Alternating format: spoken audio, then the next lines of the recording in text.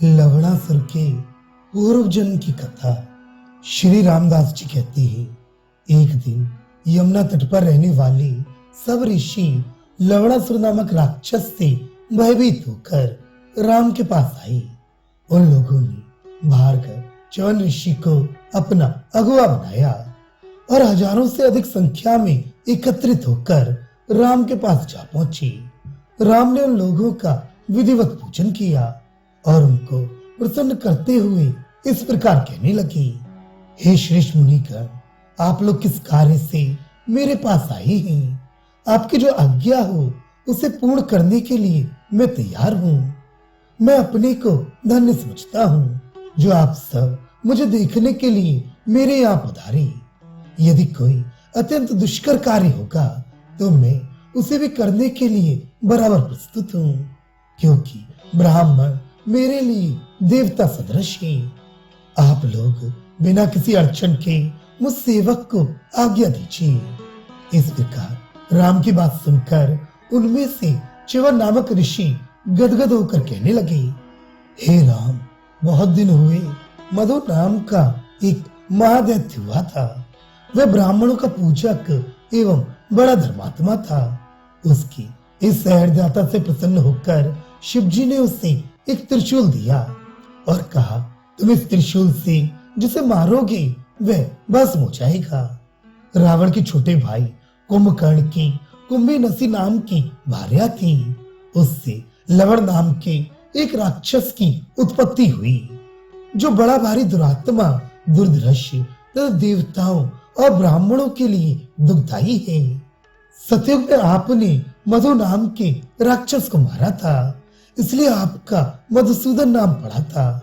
मधु के समान ही आज लवणासुर से अकलाकर हम आपकी शरण में आए हैं।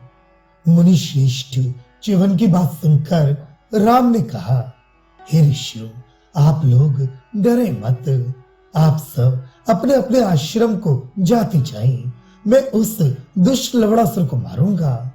उनसे इतना कहकर राम शत्रुघ्न से बोले, शत्रुघ्न, आज मैं तुम्हारा अभिषेक करके तुम्हें मथुरा राज्य को भेजूंगा। उत्तर में शत्रुघ्न ने कहा, हे राजेंद्र, मुझे राज्य नहीं चाहिए। मेरे ऊपर कृपा करके आप मुझे अपने चरणों से दूर ना कीजिए। इसके बाद राम ने वही बात भरत से कही और उन्होंने भी अस्वीकार कर दिया। तब राम ने सुबाहु और युग केतु को तैयार करके अनेक ब्राह्मणों के साथ उनका अभिषेक किया और सामने बैठे हुए शत्रुघ्न को अपने नाम से अंकित बाण देते हुए कहा कि लोगों के लिए कंटक स्वरूप लवणासुर को तुम इसी बाण से क्षण भर में उसी तरह मार डालोगी जैसे इंद्र ने वृत्रासुर को मारा था। वह लवणासुर सदा घर में उस त्रिशूल का पूजन करके जंगल में पशुओं को मारने के लिए चला जाया करता है। सो तुम ऐसे ही समय उसके घर पहुंचो। जब वह वन को चला गया हो, उसके द्वार पर तब तक बैठे रहो जब तक वह वन से लौट ना आए। जब वह आए तो उसे भीतर जाने का अवसर मत दो। द्वार पर ही छेड़छाड़ करके युद्ध शुरू कर दो। वह भी तुरंत क्रोधातुर होकर लड़ने लगेगा। तब तुम इसी बाण से उसे क्षण भर में मार डालोगे। उस दुष्ट लवणासुर को मारकर मधुवन में यमुना नदी के तट पर मथुरा नाम की नगरी बसा तथा उसमें स्त्री बच्चों समेत सुबाहु को बिठलाकर विदिशा नगरी में बच्चों तथा सेना के साथ जाकर युग केतु को राजगद्दी पर बिठा देना। ये सब काम करके हे शत्रु निशूदन, तुम फिर मेरे पास लौट आओ। तुम आगे आगे जाओ। तुम्हारे पीछे 5000 घोड़े, 2500 रथ, 600 हाथियां और 30,000 पैदल सैनिक तुम्हारी सहायता के लिए भेजता हूँ। जब तुम वहां से लौट आओगे तब मैं एक बार फिर राजाओं को जीतने के लिए यात्रा करूंगा। इतना कहकर राम ने शत्रुघ्न का माथा सूंघा और अनेक शाह आशीर्वाद देकर उन ब्राह्मणों के साथ भेज दिया। शत्रुघ्न भी राम को प्रणाम करके मधुवन की ओर चल पड़े। साथ में राम की दी हुई वह कपिल वराह की मूर्ति भी लेते गए। राम ने उन विप्रों के साथ आगे आगे शत्रुघ्न को और पीछे स्त्री बालकों समेत सुबाहु एवं यूप केतु को उपयुक्त संख्यक सेना के साथ भेज दिया। वहां पहुंचकर शत्रुघ्न ने ठीक वैसा ही किया जैसा राम ने कहा था। इस प्रकार शीघ्र ही उन्होंने लवणासुर को मारकर मथुरा नगरी बसाई। मथुरा वासियों को अनेक प्रकार का दान मान देकर मथुरा को कुछ दिनों में ही उन्होंने एक सुंदर नगरी बना दिया। शत्रुघ्न ने एक विशाल सेना के साथ सुबाहु को वहां की गद्दी पर बिठाला और स्त्री तथा पुत्रों समेत यूप केतु को अपने साथ लेकर विदिशा नगरी को प्रस्थान कर दिया। वहां पहुंचकर यूप केतु को गद्दी पर बिठाया। इसके बाद फिर मथुरा लौट आई और कुछ दिन वहां रही। एक रोज प्रसन्न होकर शत्रुघ्न ने वे कपिल वराह की मूर्ति सुबाहु को दे दी। आज भी मथुरा में वे मूर्ति विद्यमान है। इसके अनंतर शत्रुघ्न सेना के साथ राम के पास अयोध्या आए और वहां पहुंचकर उन्होंने राम को मथुरा का सब समाचार सुनाया। एक समय कैकेयी नंदन भरत अपने मामा युधाजित के बुलाने पर राम की आज्ञा से बहुतेरे सैनिकों के साथ ननिहाल गए। वहां गंधर्वों को मारा और 3 करोड़ नागरिकों को विभक्त करके 2 पुरी बसाई। वहां पर पूर्व से ही अभिषिक्त पुष्कर को राजगद्दी पर बिठाला।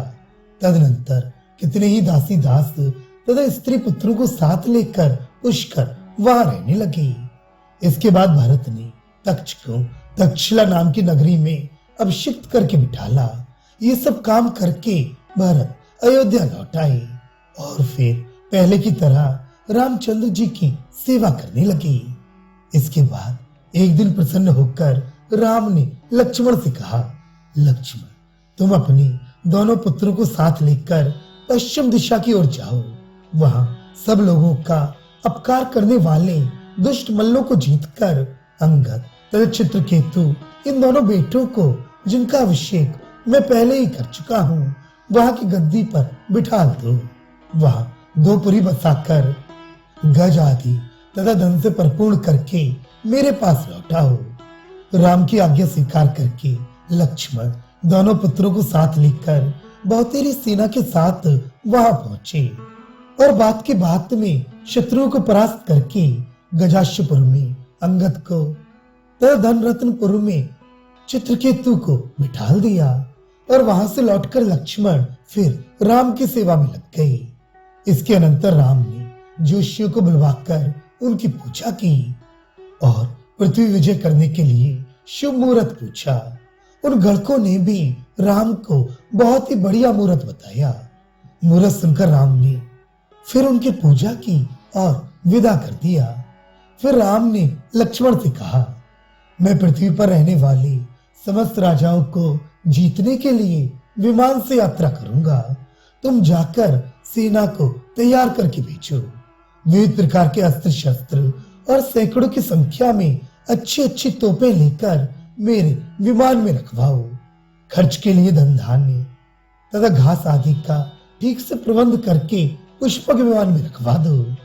अयोध्यापुरी की रक्षा के लिए कुछ सेना के साथ सुमंत्र यहीं पर छोड़ दिए जाएंगे।